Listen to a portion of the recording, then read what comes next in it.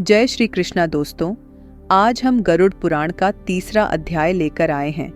आपसे अनुरोध है कि आप हमारे चैनल को सब्सक्राइब कर दें। चलिए अध्याय को आरंभ करते हैं, जिसका नाम है यम यातना निरूपण। गरुड़ जी ने कहा, हे केशव, यम मार्ग की यात्रा पूरी करके यम के भवन में जाकर पापी किस प्रकार की यातना को भोगता है, वह मुझे बतलाइए।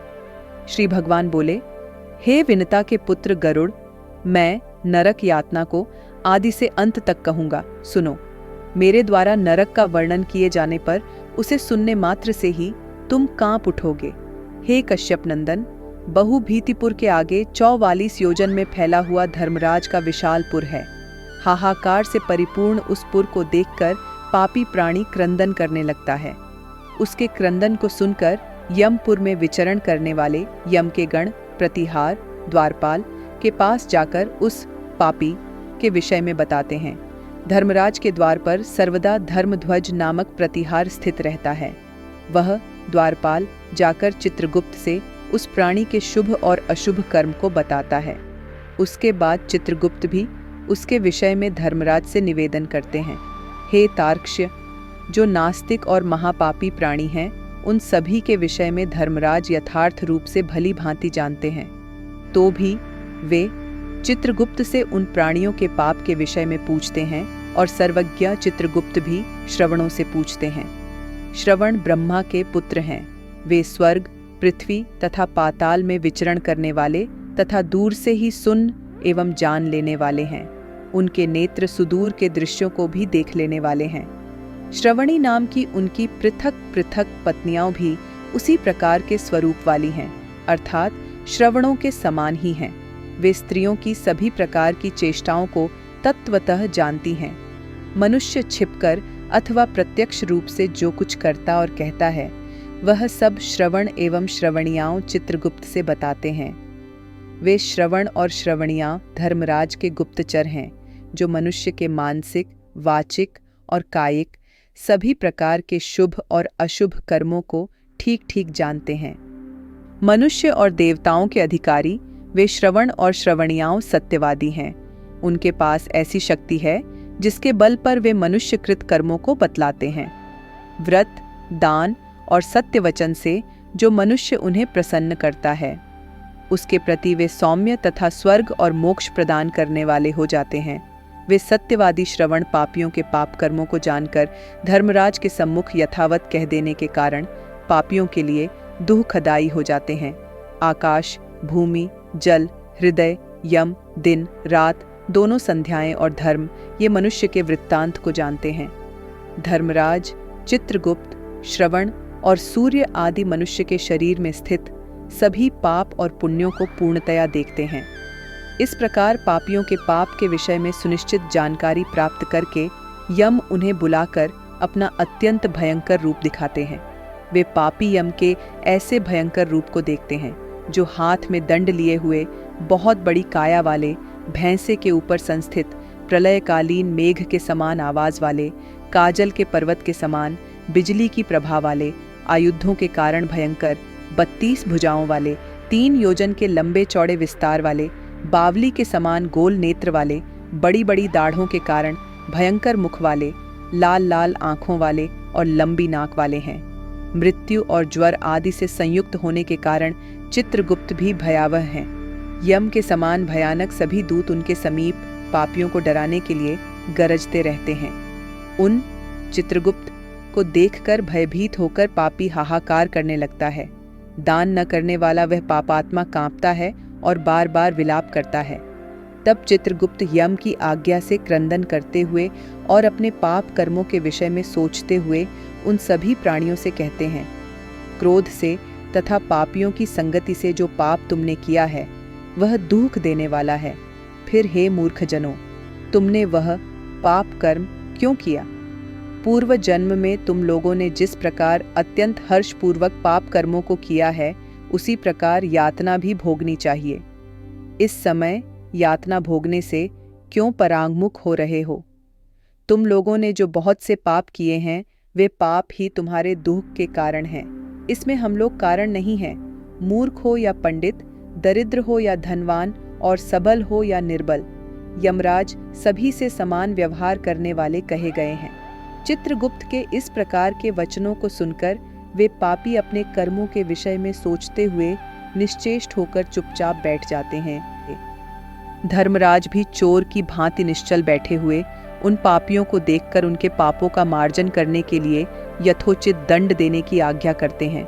इसके बाद वे निर्दयी दूत उन्हें पीटते हुए कहते हैं, हे पापी, महान घोर और अत्यंत भयानक नरकों में चलो।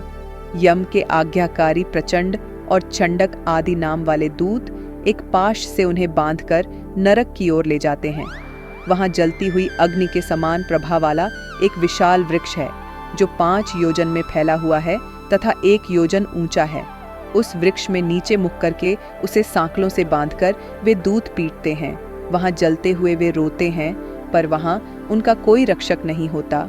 उसी शालमली वृक्ष में भूख और प्यास से पीड़ित तथा यमदूतों द्वारा पीटे जाते हुए अनेक पापी लटकते रहते हैं। वे आश्रय विहीन पापी अंजलि बांधकर, हे यमदूतों, मेरे अपराध को क्षमा कर दो, ऐसा उन दूतों से निवेदन करते हैं। बार बार लोहे की लाठियों, मुदगरों, भालों, बछियों, गदाओं और मूसलों से उन दूतों के द्वारा वे अत्यधिक मारे जाते हैं। मारने से जब वे चेष्टा रहित और मूर्छित हो जाते हैं, तब उन निश्चेष्ट पापियों को देखकर यम के दूत कहते हैं, अरे दुराचारियों, पापियों, तुम लोगों ने दुराचरण क्यों किया? सुलभ होने वाले भी जल और अन्न का दान कभी क्यों नहीं दिया? तुम लोगों ने आधा ग्रास भी कभी किसी को नहीं दिया और न ही कुत्ते तथा कौए के लिए बलि ही दी। अतिथियों को नमस्कार नहीं किया और पितरों का तर्पण नहीं किया। यमराज तथा चित्रगुप्त का उत्तम ध्यान भी नहीं किया और उनके मंत्रों का जप नहीं किया, जिससे तुम्हें यह यातना नहीं होती। कभी कोई तीर्थ यात्रा नहीं की, देवताओं की पूजा भी नहीं की। गृहस्थाश्रम में रहते हुए भी तुमने हंतकार नहीं निकाला। हंतकार भोजन के पूर्व चौके में बलिवैश्व देव तथा पंचबलि की विधि है। पंचबलि में गाय, कुत्ते, कौए, कीट, कीड़े मकोड़े तथा अतिथि देव, इन 5 के निमित्त भोजन का कुछ अंश निकालने का विधान है। इसे हंतकार कहा जाता है। जहाँ बलिवैश्व देव संभव नहीं होता, वहाँ माताएं अग्नि में अन्न की आहुति देकर गौ आदि के लिए कुछ भोजन सामग्री निकाल देती हैं। संतों की सेवा की नहीं, इसलिए अब स्वयं किए गए पाप का फल भोगो। चूंकि तुम धर्महीन हो, इसलिए तुम्हें बहुत अधिक पीटा जा रहा है।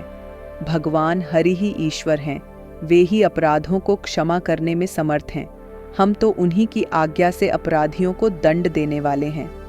ऐसा कहकर वे दूत निर्दयता पूर्वक उन्हें पीटते हैं और उनसे पीटे जाने के कारण वे जलते हुए अंगार के समान नीचे गिर जाते हैं। गिरने से उस शालमली वृक्ष के पत्तों से उनका शरीर कट जाता है। नीचे गिरे हुए उन प्राणियों को कुत्ते खाते हैं और वे रोते हैं। रोते हुए उन पापियों के मुख में यमदूत धूल भर देते हैं तथा कुछ पापियों को विविध पाशों से बांधकर मुदगरों से पीटते हैं। कुछ पापी आरे से काष्ठ की भांति 2 टुकड़ों में किए जाते हैं और कुछ भूमि पर गिराकर कुल्हाड़ी से खंड खंड किए जाते हैं। कुछ को गड्ढे में आधा गाड़कर सिर में बाणों से भेदन किया जाता है। कुछ दूसरे पैरने वाले यंत्र में डालकर इक्षुदंड गन्ने की भांति पेरे जाते हैं। कुछ को चारों ओर से जलते हुए अंगारों से युक्त उल्मुख जलती हुई लकड़ी से ढक करके लौहपिंड की भांति धधकाया जाता है।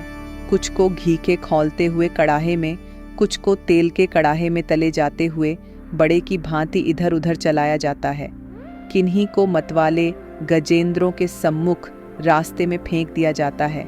किन्हीं को हाथ और पैर बांधकर अधोमुख लटकाया जाता है। किन्हीं को कुएं में फेंका जाता है। किन्हीं को पर्वतों से गिराया जाता है। कुछ दूसरे कीड़ों से युक्त कुंडों में डुबो दिए जाते हैं, जहां वे कीड़ों के द्वारा व्यथित होते हैं। कुछ पापी वज्र के समान चोंच वाले बड़े बड़े कौओं, गीधों और मांस भोजी पक्षियों द्वारा शिरोदेश में, नेत्र में और मुख में चोंचों से आघात करके नोचे जाते हैं। कुछ दूसरे पापियों से आरण को वापस करने की प्रार्थना करते हुए कहते हैं, मेरा धन दो, मेरा धन दो। यमलोक में मैंने तुम्हें देख लिया है, मेरा धन तुम्ही ने लिया है। नरक में इस प्रकार विवाद करते हुए पापियों के अंगों से सड़सियों द्वारा मांस नोचकर यमदूत उन्हें देते हैं।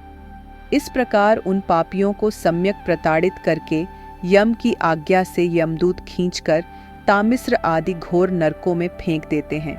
उस वृक्ष के समीप में ही बहुत दुखों से परिपूर्ण नरक है, जिनमें प्राप्त होने वाले महान दुखों का वर्णन वाणी से नहीं किया जा सकता। हे आकाशचारिण गरुड़, नरकों की संख्या 84 लाख है। उनमें से अत्यंत भयंकर और प्रमुख नरकों की संख्या 21 है।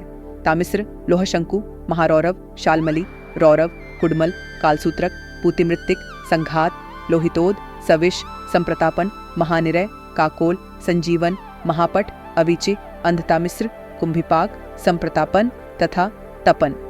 ये 21 नरक हैं। ये सभी अनेक प्रकार की यातनाओं से परिपूर्ण होने के कारण अनेक भेदों से परिकल्पित हैं।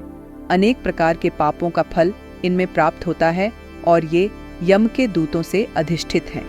इन नरकों में गिरे हुए मूर्ख, पापी, अधर्मी जीव कल्प पर्यंत उन नरक यातनाओं को भोगते हैं। तामिस्र और अंधतामिस्र तथा रौरवादी नरकों की जो यातनाएं हैं, उन्हें स्त्री और पुरुष पारस्परिक संग से निर्मित कर भोगते हैं। इस प्रकार कुटुंब का भरण पोषण करने वाला अथवा केवल अपना पेट भरने वाला भी यहाँ कुटुंब और शरीर दोनों छोड़कर मृत्यु के अनंतर इस प्रकार का फल भोगता है। प्राणियों के साथ द्रोह करके भरण पोषण किए गए अपने स्थूल शरीर को यहीं छोड़कर पाप कर्म रूपी पाठेय के साथ पापी अकेला ही अंधकारपूर्ण नरक में जाता है। जिसका द्रव्य चोरी चला गया है, ऐसे व्यक्ति की भांति पापी पुरुष दैव से प्राप्त अधर्म पूर्वक कुटुंब पोषण के फल को नरक में आतुर होकर भोगता है। केवल अधर्म से कुटुंब के भरण पोषण के लिए प्रयत्नशील व्यक्ति अंधकार की पराकाष्ठा अंधतामिस्र नामक नरक जाता है। मनुष्य लोक के नीचे नरकों की जितनी यातनाएं हैं, क्रमशः उनका भोग भोगते हुए वह पापी शुद्ध होकर पुण्य इस मर्त्यलोक में जन्म पाता है। इस प्रकार गरुड़ पुराण के अंतर्गत सारोद्धार में यम यातना निरूपण नामक तीसरा अध्याय पूरा हुआ। आपसे अनुरोध है कि आप हमारे चैनल को सब्सक्राइब कर दें।